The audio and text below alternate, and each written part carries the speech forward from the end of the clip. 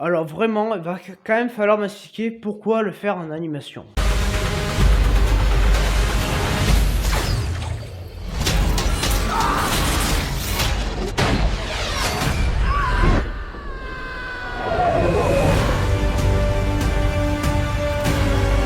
Bonjour à tous, c'est Tata Ambroise, j'espère que vous allez bien.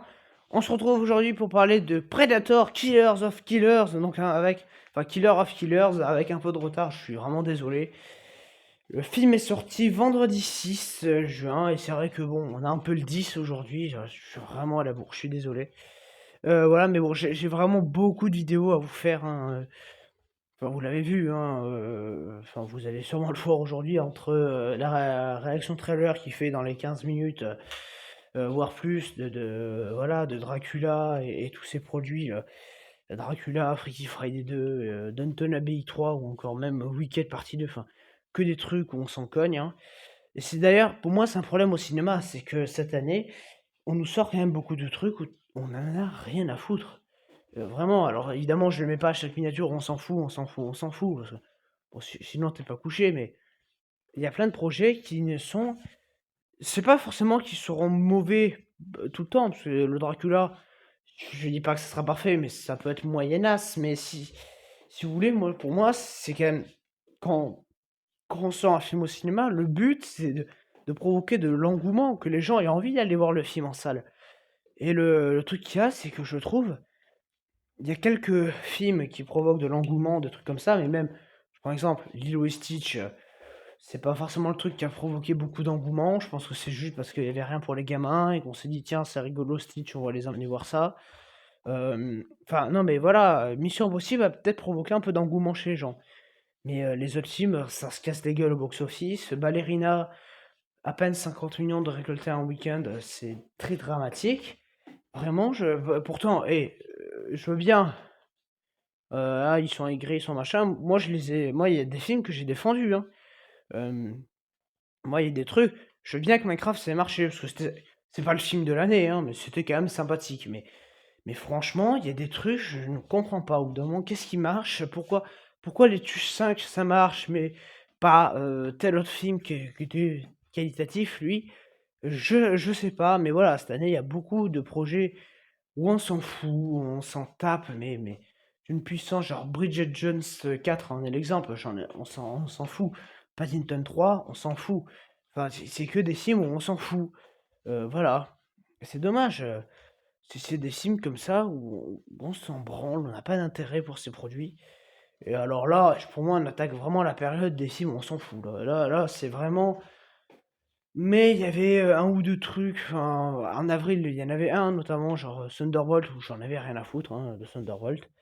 Mais bon, il y avait quand même quelques trucs, et là, maintenant, on commence vraiment la phase, on s'en fout, quoi. Et des films comme Dragon, bah, on s'en fout, hein, c'est un live action. 28 ans plus tard, bah, on s'en fout, on en a déjà vu, voilà. Elio, je pense que tout le monde n'en a rien à foutre. Moi, j'ai un petit intérêt pour ce film-là. On verra si c'est bien. Voilà, bon, Megan 2, j'en ai rien à foutre, hein. Pour moi, là, c'est différent. C'est pas que. Moi, j'ai détesté le premier, mais j'ai pas l'impression qu'il y ait beaucoup d'engouement pour le second opus. Enfin bon, voilà, et même cet été, il y a des produits, genre Souviens-toi l'été dernier, on s'en fout. Dracula, on s'en fout. Enfin, il y a beaucoup de films, on s'en fout. Bref, bon, alors du coup, ce Predator Killers of Killers, donc il y aura. J'avais prévu de faire une partie spoil, je pense pas finalement. Je pense que ouah, ça sert pas forcément de spoiler, mais déjà de quoi ça parle. Donc en gros, on va suivre trois histoires dans trois époques différentes. Donc une à l'époque des Vikings, une à l'époque des samouraïs, une à la Seconde Guerre mondiale, où en fait, on va suivre à chaque fois un personnage ou une troupe de personnages qui doit faire face à un Predator, voilà, qui est différent évidemment. Et à la fin, il va se passer un truc pour essayer de raccrocher tous les bouts ensemble. Et donc, à la fin, il y aura quelques liens avec Prey. N'en parlerai pas en particulier.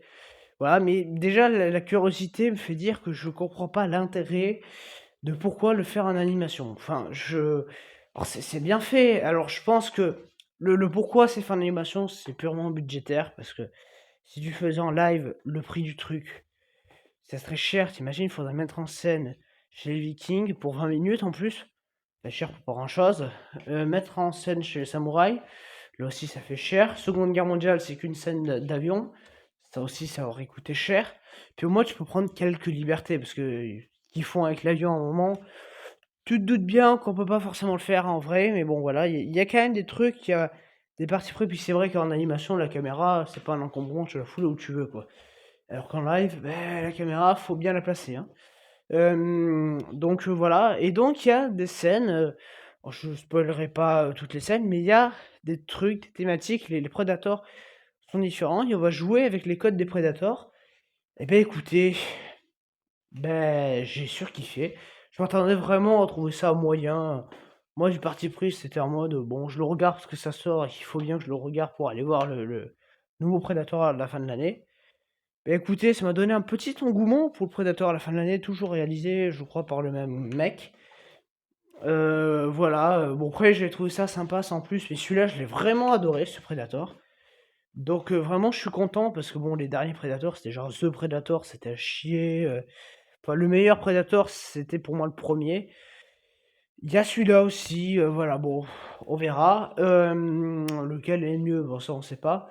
Je ne saurais pas forcément dire, c'est pas non plus une saga avec si tu veux, c'est pas il y a des sagas où j'ai des attaches, genre Alien, j'ai vraiment une attache. Bon, Predator, je les ai vus un peu une fois ou 2 et puis, ça m'a suffi, quoi. Et donc ce Predator, on va jouer donc avec les codes. Par exemple, chez les Vikings, moment 1 va aller sous l'eau, du coup glaciale, et donc le Predator qui est au-dessus de la glace va pas arriver à voir s'il y a la madame en dessous avec son casque. Parce que du coup, il va plus détecter la chaleur parce que tout est froid autour d'elle. Donc il y a vraiment des bonnes idées, pareil, elle va un peu se cacher, ça fait, le début, ça fait vraiment un se cache machin, il y a vraiment puis il y a une petite histoire. Alors c'est vrai que moi le petit défaut que j'avais au début du film, c'est de me dire: «Ouais, mais là, tu de quoi faire une émotion, mais tu l'exploites pas parce que tu passes à autre chose».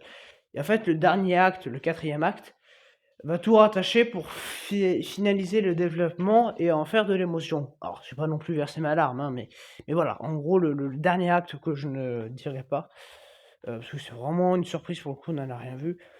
Acte très intelligent, de par la mise en scène et tout ça. Moi j'ai trouvé très intelligent.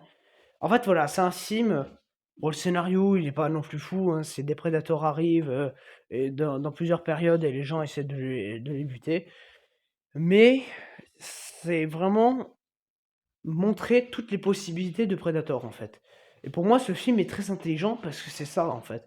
Bon, c'est pas, parce que nous refaire bouffer le: «Ouh là là, il y a le Predator qui arrive sur terre. Ouh là là, il va essayer de tuer des gens». Bon, enfin, on s'en bat les couilles, quoi. Quand on te fait 2 heures de ça, c'est bon, on connaît, quoi. Et là, au moins, on te montre toutes les possibilités de Predator. Et puis on essaye, voilà, donc il y en a un peu bizarre, il y en a en fait, voilà, on va jouer avec les codes. C'est-à-dire le premier, bah, lui, ce sera que le casque, qui permet de détecter les zones de chaleur. Le second, ça sera surtout l'invisibilité. Le troisième, bah, au lieu de faire encore un combat qui ressemblerait à un autre, c'est le vaisseau, cette fois. Et alors, évidemment, on joue toujours avec ce truc de chaleur, hein, ça fait partie de Predator. Et par exemple, voilà, le truc de vaisseau, ben, le pilote, il comprend au bout d'un moment qu'en fait, c'est son avion fait de la chaleur, donc il coupe les moteurs pour qu'il y ait plus de zone de chaleur. Alors bon, effectivement, normalement, quand tu coupes un moteur, il va tourner un peu, le temps que la chaleur s'évacue, ça c'est pas un claquement de doigts, mais bon, pour le bien du scénario, on va dire que oui. Mais bon, c'était quand même très sympa. Il y a vraiment des bonnes idées. Il y a de la violence aussi. Il faut en parler. C'est ultra généreux niveau gore. Il y a un moment, il y a un prédateur qui tape un mec et t'as le mec qui va s'emplafonner dans le truc. Il est bloqué dans une poutre et tout. C'est vraiment très viscéral, hein.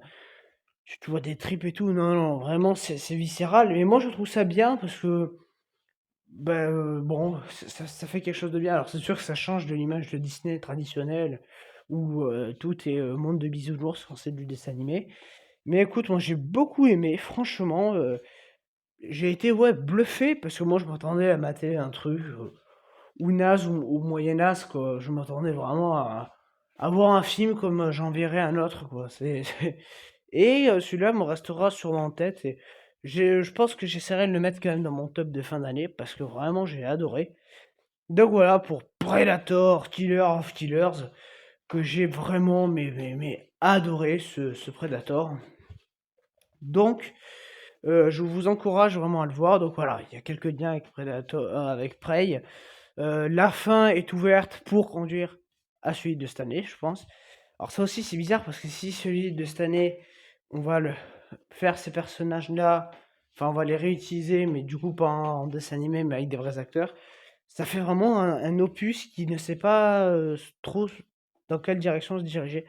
C'est bizarre. Pour moi, ils auraient dû en faire une trilogie en dessin animé, hein. Franchement, ou alors une trilogie full live action, mais ils auraient dû se décider un peu. Voilà, mais donc moi j'ai beaucoup aimé ce film. Donc en tout cas, bah, nous on va se retrouver dès aujourd'hui pour encore deux, enfin pour une vidéo, ça sera Dragon, je pense, et puis demain on se retrouvera pour Life of Chuck. Chuck, il faut bien le visionner. Je l'ai déjà vu, mais j'en parlerai que demain parce que j'ai pas. Il y a déjà eu Dune Awakening aujourd'hui, voilà, ça fait beaucoup de vidéos. Ça fait 4 vidéos déjà aujourd'hui. Donc voilà, demain il y en aura encore une.